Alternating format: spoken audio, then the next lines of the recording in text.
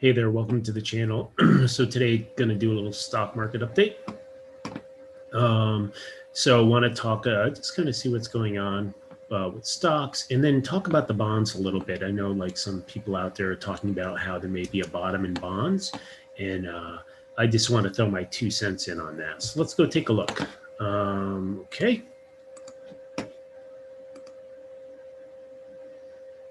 Let's see this one. So let's see if this comes up. Okay, I think this is good. All right. Things are slow. Pain in my butt. Okay. Okay, so let's look what happened to SPY today. So the S&P 500. So today's kind of interesting today. We've had, we had this kind of little W thing here. And what's happening today is we have a really big down kind of bar. We have a bearish engulfing. Let's see if we can look at this a little closer. Yeah. So if you, if you kind of look here, uptrend, kind of got this little W going here. And, this bar today, what happened was opened up higher. So basically some point it opened up higher and then ended up down for the day. So you have a solid bar. And it's almost no tails, so it's really just pretty much solid down day, very little tails. So that's bearish. And the other thing that it did is the previous day's bar, it really did, yeah, it totally engulfed the previous day's bar. So the previous bar was, it was also down sort of within itself, but it engulfed it. So it kind of like, you end up going up, and then you come down. So it's kind of a bearish sign. And if you look back here, you had a similar type of thing. You had a bearish engulfing, couldn't get over this 140. This 422.5 on the SPY. So that's an example of resistance. You're getting resistance at that level. The previous high, this couldn't break out today. So we'll see kind of what happens with that in the future. Let's look at XLP. Let's do that. Okay, so let's just do a little experiment, not investment advice, but let's say a hypothetical if you wanted to maybe trade it, if I wanted to trade it. I would look and say, okay, if I buy it at like 140, just estimate, 140. Technically, I got to buy at the high, so it's got to be closer to 141. But let's just say 140 for simple math. I know I have some resistance here and probably more resistance. Really, let's use even numbers in this area of 154. So, okay, so what is that going to be? And what I could do is, yeah, so 154. So, okay, so this would be potentially my target. This would be the area where I'd suspect that, okay, it's going to come up and then it's going to start hitting resistance. So it's going to maybe struggle to go out higher.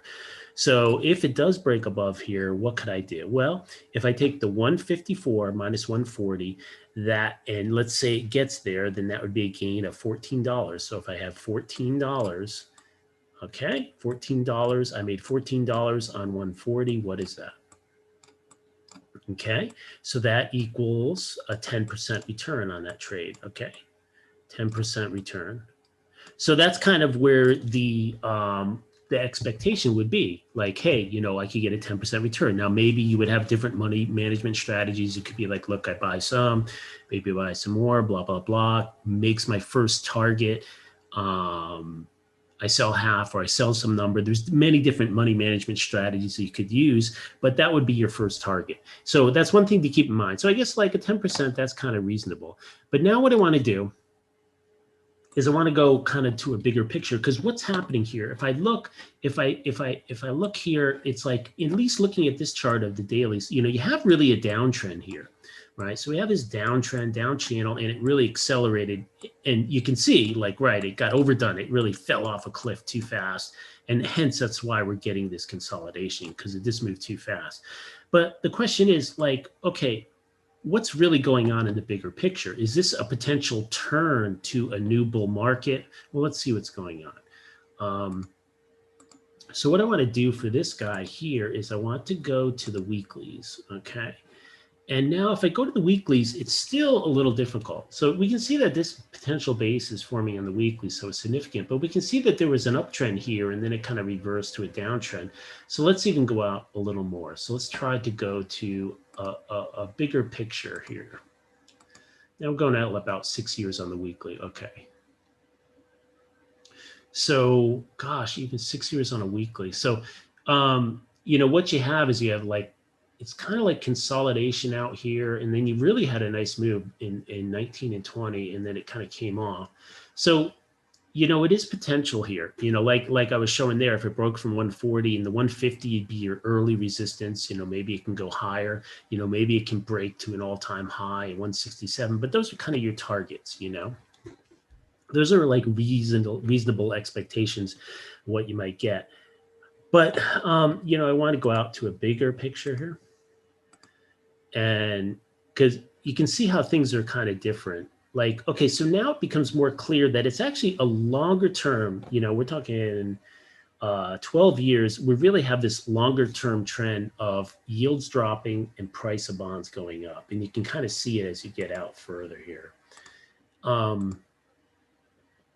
So what's, you know, really happening here? So if I take and I want to annotate something here, you know, try to find a trend line, and you can see here, okay, so, and you kind of can see a channel.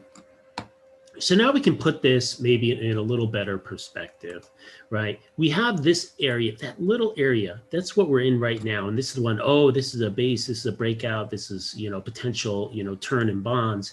Well, it could be. But in the big picture, what is it? I mean, it's basically, and it's actually a little high. It's a little above the bottom of the channel, right? It didn't quite, but it's, I mean, it's done it before. Like channels don't always have to make it to the bottom of the channel. Right, it's sort of arbitrary. So, so that's what it looks like. So if it breaks up, you know, it's liable to go up and just continue in this channel. So basically, there's certain positive things, like the trend is as it is now, is continuing, and that's kind of what that sign is. So in terms of like, hey, is this a bottom in bonds and our rate's going to fall down? There's a reasonable chance that that could be the case. You know, you can't predict it. You're just looking at the charts.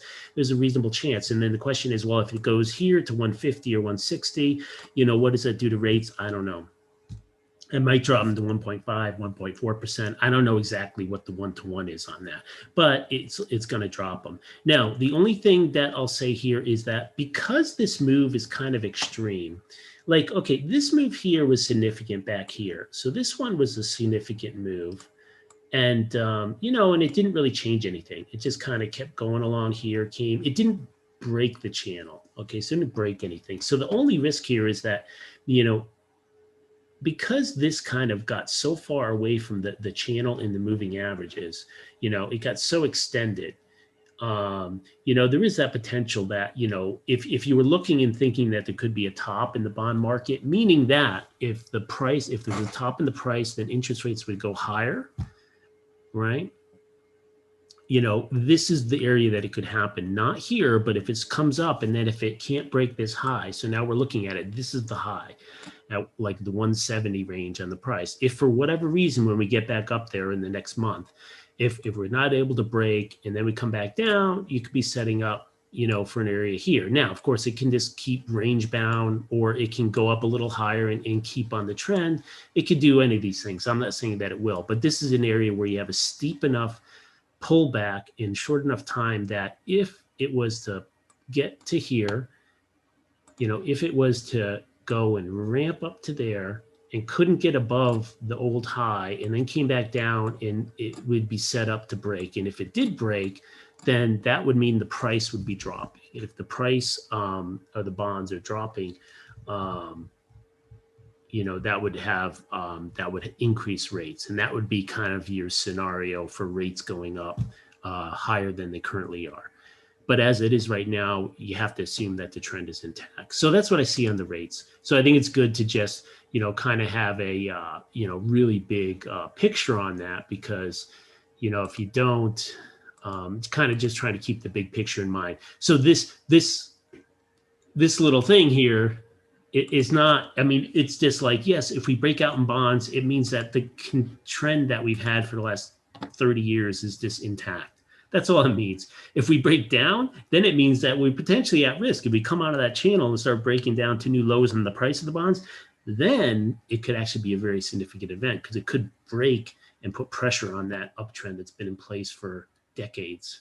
So that's all I wanted to comment on that. And then I really think that's it for the market. The QQQs kind of just took a little hit today too. I mean, not much, but the thing is, it kind of just fell short of, let's see. So the Qs just kind of falling short of making new highs. Now, this is the one that people are going to hype on, right? So let's look at this. Here we are, the QQQs. This is the daily chart. What are people going to say? Like this bar here, this bearish engulfing bar, I mean, it's probably going to be to at least a few days down in the Qs, probably. I mean, it can. It never 100%, of course, but it's definitely a very bearish kind of a bar. So if that happens, you have this one. So let me show you. You have this left shoulder here. You came down, you had some blah, blah, blah. You have your head here. And now if that makes a move down, you have a shoulder, right? So now it's like, oh, this is a head and shoulders. Well, not really. Not really. I think, first of all, it's too sloppy. This part is too sloppy. That part, the head is not much more than the shoulders. So it's not really a head and shoulders by my book. It doesn't really meet the spirit of it. And then if you go to weekly, you're not really seeing it. So I think if, people are calling and saying this is, a head and shoulders, and they're drawing this and they're like, hey, that's a head and shoulders. Like, what would be the setup? Well, you kind of have an angled, see that? You have an angled shoulder line, which is kind of not ideal, because you really should have more of a straight head and shoulder, right? Because left shoulder here, so this is a shoulder, this is the top of your head here, and this is your bottom shoulder, right? But your shoulder didn't really make it down to the left part, so it's really not a head and shoulders. So it could be, and it could be a topping pattern, but you know what? Most things like this are not topping patterns. Most of these are just consolidation ranges, and they can go whoop in and out and go like this and go a little below, go a little high before eventually they're either going to make a decision. They're either going to get out of that range and continue their uptrend, or continue their go in the downtrend. So that's usually what it is. So if people are telling you that's a head and shoulders and it means this, it's not really a head and shoulders, and it doesn't mean what they're telling you I think it means. All right, well, that's it for this one. Talk to you later. Bye.